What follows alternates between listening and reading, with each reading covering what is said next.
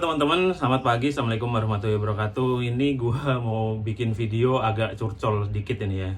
Jadi ceritanya bagi teman-teman yang follow saya pasti tahu sebulan yang lalu ya, atau sebulan lebih itu kan saya pernah bikin status bahwa saya mau ngambil kartu saya diblokir padahal PIN saya benar gitu.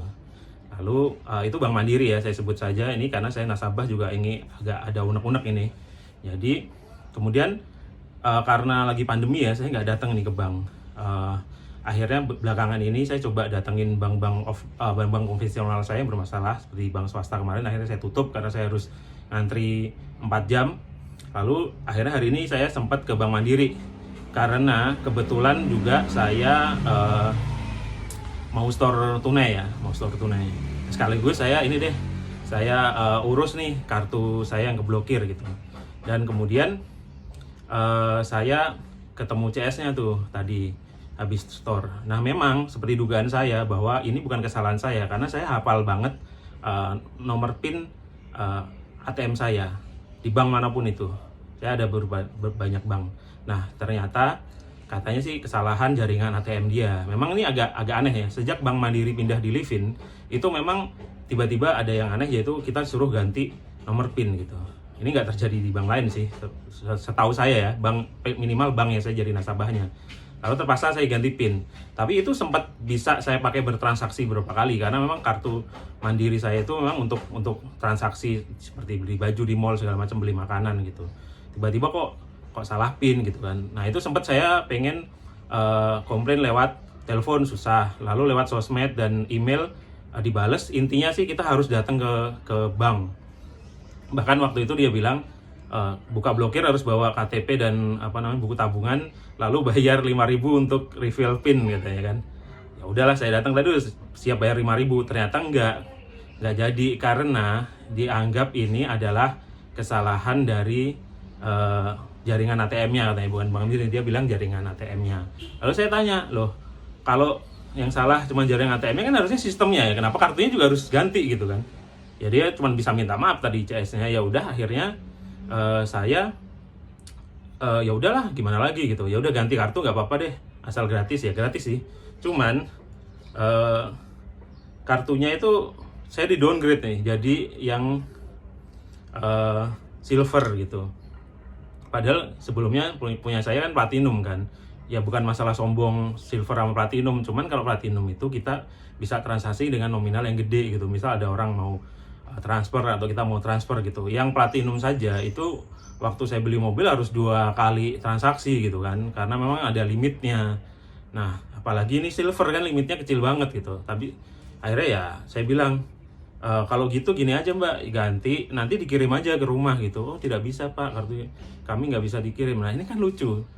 Beberapa hari yang lalu saya sempat posting soal bank digital ya, Bank Jago misalkan, atau saya juga pakai Genius, itu kartunya dikirim bisa gitu bank digital.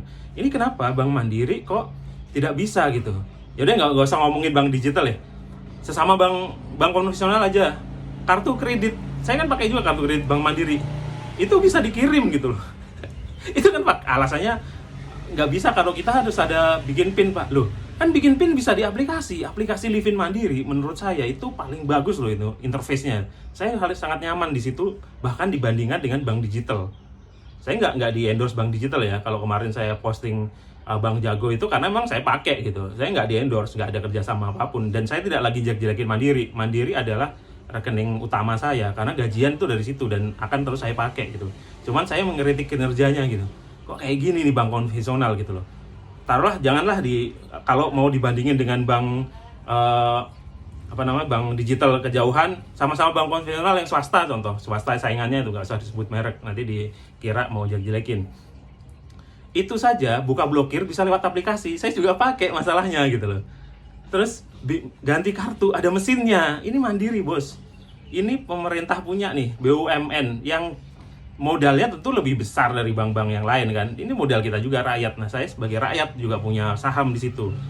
Jadi kita sebagai rakyat kan bayar pajak, dan pajaknya juga dikelola sama BUMN. Nah ini makanya nih Pak Menteri nih, Pak Erick Thohir atau Dirut Mandiri, siapa sih yang sekarang nggak kenal saya. Kalau dulu zaman Pak Budi Sadikin sih saya kenal ya, waktu jadi Dirut Mandiri menurut saya paling oke. Pernah saya mengalami beberapa masalah lagi debat sama CS-nya, lewat Twitter waktu itu Pak Budi langsung ikut intervensi dan membenarkan saya gitu.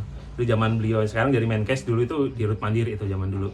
Nah, dari sini apa sih? Ya saya sebenarnya kalau ini di downgrade sih nggak masalah gitu loh. Kan saya bisa pakai di bank saya yang lainnya yang Platinum gitu kan. Terus kalau masalah mau transfer banyak ya bisa saya pindah situ dulu baru transfer. Sebenarnya dengan saya punya banyak bank, ada yang konvensional, ada yang digital, punya juga nggak masalah. Cuman saya kecewa saja gitu sama ini Bank Mandiri yang saya banggakan gitu. Bahkan sebelum saya payroll di situ juga saya udah pakai ini sebagai rekening utama saya gitu loh. Karena menurut saya inilah bank BUMN yang tempat apa namanya, tempat kita sebagai warga Indonesia ini punya kebanggaan gitu loh. Tapi ya kok makin kesini itu makin, ya kalau menurut saya makin menurun ya. Saya nggak mau pakai bahasa-bahasa yang provokatif nanti dikira menghina.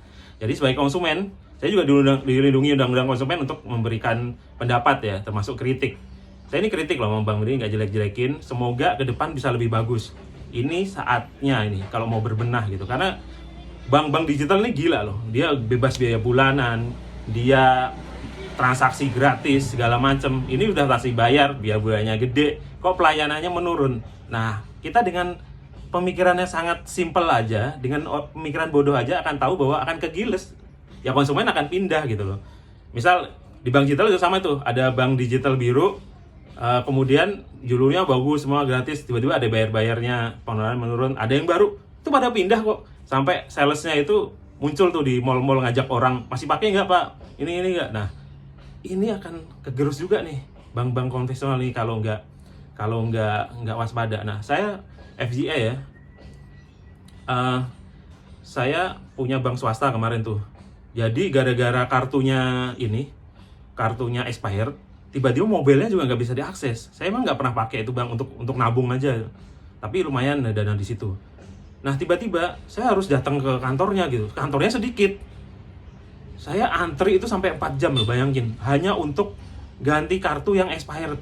Apa yang saya lakukan? Saya tutup bank itu, saya pindah ke bank digital untuk nyimpen dananya. Nah konsumen di era sekarang tuh banyak pilihan, jadi nggak bisa nih kita tetap dengan apa ya, pelayanan yang makin buruk, dengan pelayanan yang makin menurun. Itu saya kira jangan begini nih. Ini jadi saya ngasih ini sayang nih saya pada bank-bank konvensional saya, karena gini, bank digital ini saya sekarang kalau dibilang menggantikan belum gitu loh. Kalau misalnya di bank digital kita mau store tunai kan susah juga kan. Nah apa namanya, kalau di bank konvensional kan dia banyak cabangnya, ininya juga. Bank digital mungkin bisa ya di mesinnya bank konvensional, gak ngerti deh. Pokoknya intinya bank konvensional masih, kalau kita mau payroll dibayar dari kantor juga lewat bank konvensional, belum kerja sama bank digital segala macem. Jadi sekali lagi saya adalah nasabah Bank Mandiri yang kecewa nih. Semoga ini didengar juga oleh direksi Bank Mandiri, oleh Pak Erick Thohir, Menteri BUMN. Pak, BUMN katanya mau berbenah kok malah begini nih Pak. Nah ini saya nggak ada maksud jahat pada Bank Mandiri, saya nggak jelek-jelekin, karena saudara saya juga ada yang kerja di Bank Mandiri. Justru saya membuat ini biar ada pembenahan, karena kasihan loh. Kayak tadi tuh saya ngelihat CS-nya juga kasihan. Dia saya ceritain, Mbak, di bank lain gini-gini, bank digital gini-gini. Dia bilang, oh iya betul Pak, tapi mohon maaf Pak. Ya dia nggak bisa apa-apa, dia kan hanya frontline ya, dia bukan pengambil keputusan gitu. Nah saya kira di Bank Mandiri juga bos-bosnya pasti orang-orang cerdas ya, orang-orang yang juga mengikuti perkembangan dunia digital, bank digital, fintech segala macam. Nah, saya kira kritikan saya ini mohon, atau curhat saya sebagai nasabah, ya saya bukan nasabah prioritas ya yang duitnya miliaran gitu, tapi ya bank itu berdiri karena trustnya nasabah gitu. Sekecil apapun duit nasabah itu berkontribusi terhadap kemajuan sebuah bank. Jadi saya kira mohon didengarkan, mohon ada perbaikan ke depan gitu untuk Bank Mandiri, dan semoga ke depan bisa lebih baik lagi. Dan mungkin cerita yang banyak diprediksi orang bahwa bank-bank konvensional ini akan dilindas oleh bank-bank digital itu tidak terjadi kalau kemudian adaptif dan mau memperbaiki diri. Saya kira itu teman-teman juga, mungkin pihak Bank Mandiri yang mendengarkan video ini, itu curhat saya, semoga ada manfaatnya. Assalamualaikum warahmatullahi wabarakatuh. Dadah.